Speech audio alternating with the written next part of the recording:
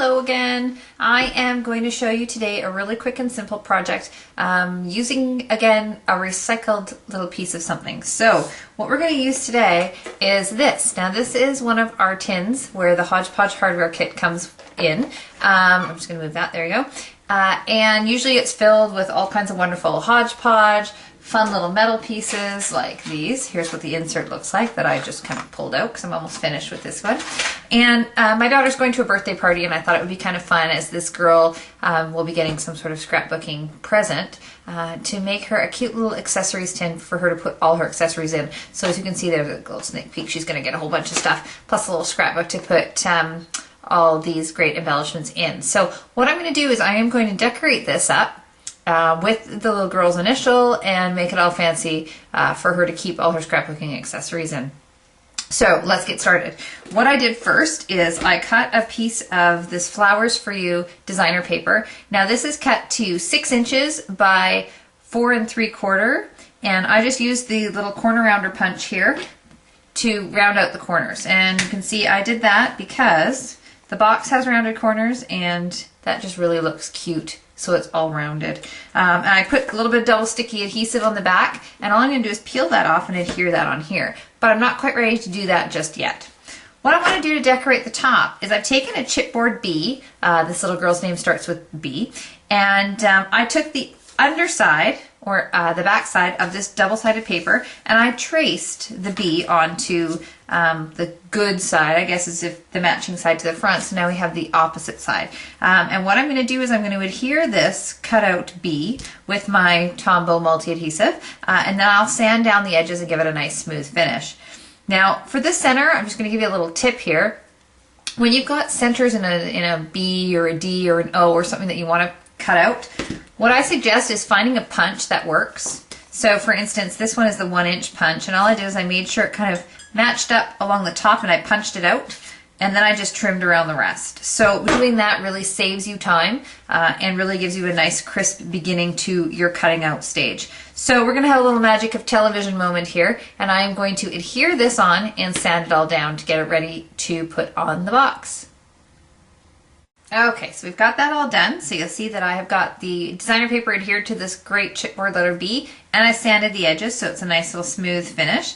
So now what I want to do is I want to use some coordinating ribbon to add a little bit of something else to it. So what I'm going to do is I've taken this 5/8 Regal Rose grosgrain, and I'm going to take a couple of Tempting Turquoise brads. So you can see what I've done is I've taken the entire palette out of this designer paper. It actually started with the color of the tin being turquoise. I thought, okay, well I need to find some piece of designer paper that's going to match and look girly, and so this is what I came up with. So what I want to do is I want to take this ribbon and I want to thread it through the B just a little bit and add a couple of brads right here, and then I'm going to pull the ribbon across as a little decorator or designer accent. So all I'm going to do is I'm just going to stick this brad just right through here. And this grosgrain is great because you can actually just stick the brads right through. You don't have to paper pierce it ahead of time. It's hard for me to do this so you can see, but I hope you're getting the idea. And I'm just kind of eyeballing where these brads would go. So now you can see that I've got this little B.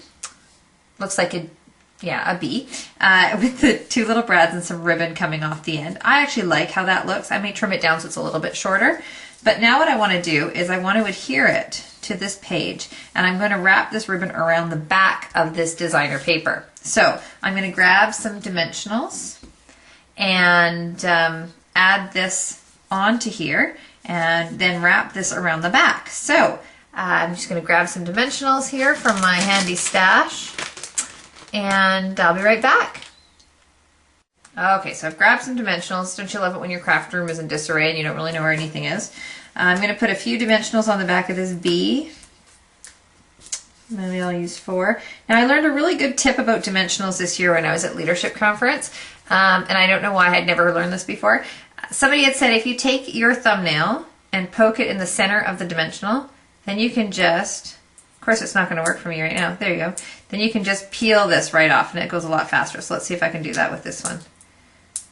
No, not working. Really? Sometimes it does work. Don't you love when you set yourself up for failure? There we go, that's a little bit better. And so I just find that that works a little bit, pulls the edge up. So there you go. So now what I want to do is I'm going to put that, now I'm sorry, I'm going to face this to me, so it's going to look upside down to you for a second here. I'm just going to place this bee on the paper, and then I'm going to take this around, and I'm going to use a little mini glue dot, I think, to add this ribbon on the back. And maybe I should take this strip off first. Just a second. Yes, you're noticing here that I'm not using sticky strip. My sticky strip should be delivered by UPS later this afternoon, let's hope. So I'm just using my backup here in the meantime. So I'm just going to fold this over. There we go. And I'll add a little mini glue dot just for good measure. I don't like ribbon coming off. It's kind of a pet peeve of mine. So I'll just add a little bit glue dot here. Come on. Maybe I shouldn't be crafting today. Okay, there we go. And there we are. We'll just trim that off.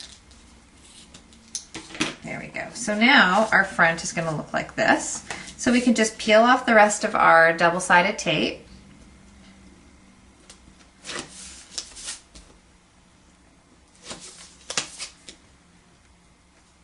I will peel off the rest of this double-sided tape. There we go. Oh, goodness me. There we are. Okay. There we go. And now what we'll do is we'll take our little HodgePodge box and we'll center this just in the middle here. Hopefully getting it straight the first time. That looks pretty straight to me. And we'll just rub down the sides where that sticky tape is.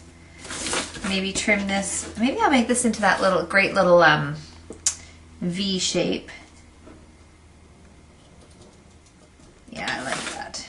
All right. There we go. And so there is her decorated little accent box ready to go. So now I've got a couple extra little pieces of this designer paper that came off of the pieces I cut. Now if you want to stay tuned for the next tutorial, you're going to see a really, really cute way of how you can make these into a great accessory for a little girl. So thanks for joining us today. Again, here's your decorated up HodgePodge hardware box, and hope you're having a really great day.